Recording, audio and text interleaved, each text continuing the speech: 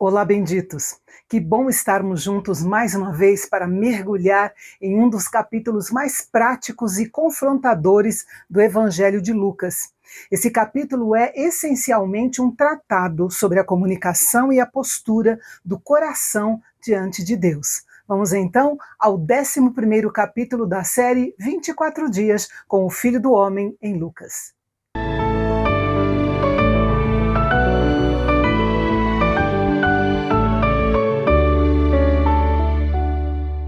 O capítulo começa com uma cena íntima, Jesus orando, como era o seu costume.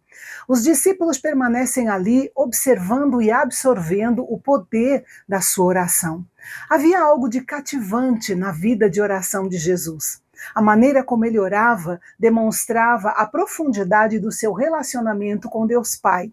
Ao observarem a profundidade daquela conexão, os discípulos não pedem para aprender a realizar milagres ou a pregar para multidões. Eles pedem: Senhor, ensina-nos a orar.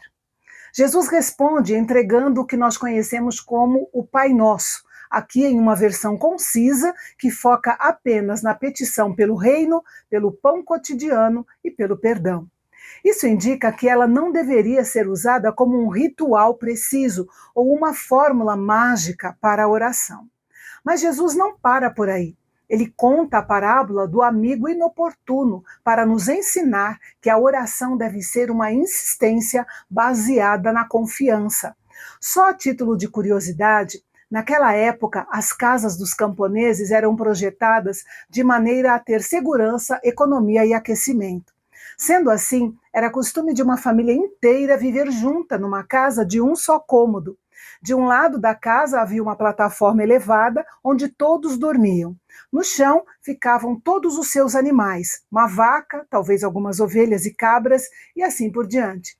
Não havia como o amigo inoportuno dessa parábola bater à porta do seu amigo à meia-noite sem perturbar toda a família e até os animais.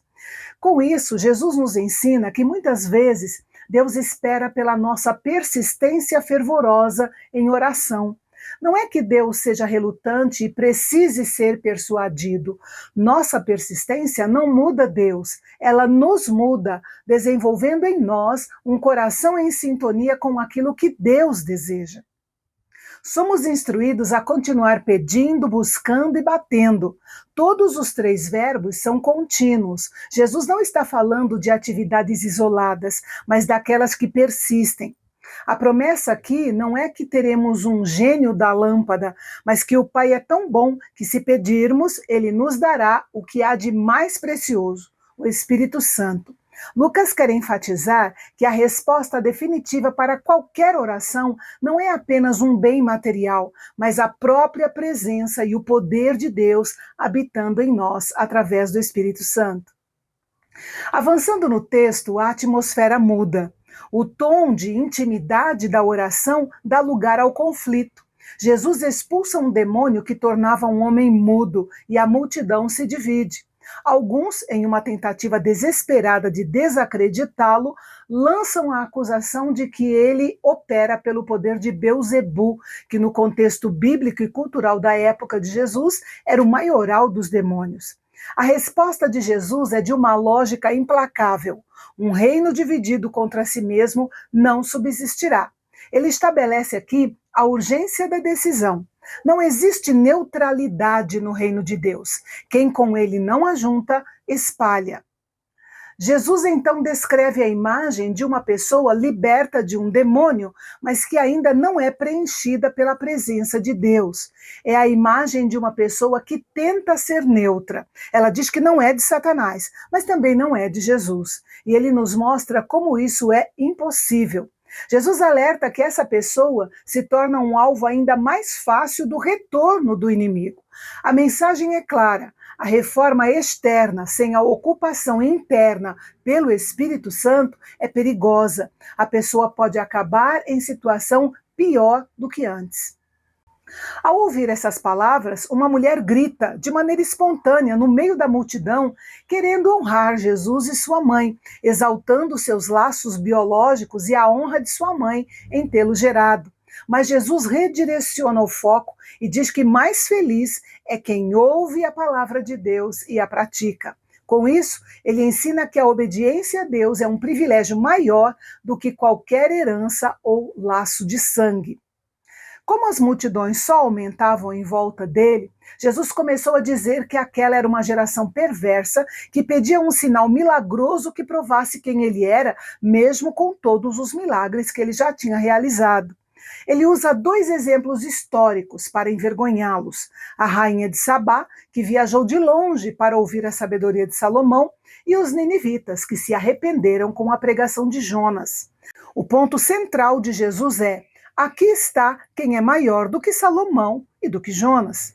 Ele está dizendo que o problema não é a falta de sinais, mas a dureza do coração que ignora a verdade que está ali, bem diante deles. Jesus era o sinal, tanto para a sua geração, quanto ainda é para a nossa geração.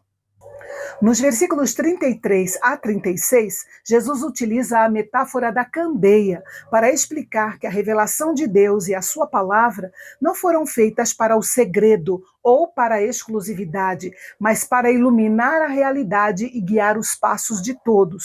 Ele diz ainda que o olho é a lâmpada do corpo. Se a nossa percepção for saudável e focada na luz, ou seja, na verdade de Deus, toda a nossa vida será iluminada. Porém, se o nosso olho for mau, ou seja, distorcido pela hipocrisia e pelo preconceito, nós viveremos em trevas profundas. O alerta central é para que tenhamos cuidado para que a luz que acreditamos ter não seja, na verdade, escuridão. Devemos garantir que nenhum canto da nossa vida fique às escuras, mas seja totalmente guiado pela clareza do Evangelho. O clímax do capítulo acontece quando Jesus é convidado para jantar na casa de um fariseu.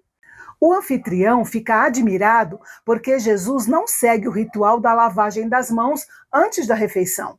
E é nesse momento que o mestre solta algumas das críticas mais severas de todo o seu ministério.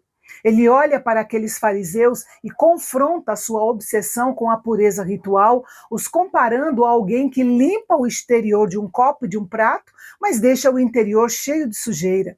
O mestre ensina que a verdadeira higiene não é a das mãos ou das vasilhas, mas do coração. De nada serve uma aparência impecável de santidade perante os homens, se por dentro a vida está tomada por ganância e maldade. Para Jesus, a espiritualidade começa de dentro para fora. Uma fachada limpa jamais compensará um interior negligenciado. Jesus denuncia a hipocrisia de quem prioriza o dízimo das pequenas coisas, mas negligencia a justiça e o amor de Deus, que é essencial. Ele também confronta os intérpretes da lei, os escribas, que sobrecarregam o povo com regras impossíveis de se cumprir, enquanto eles mesmos não movem um dedo para ajudar.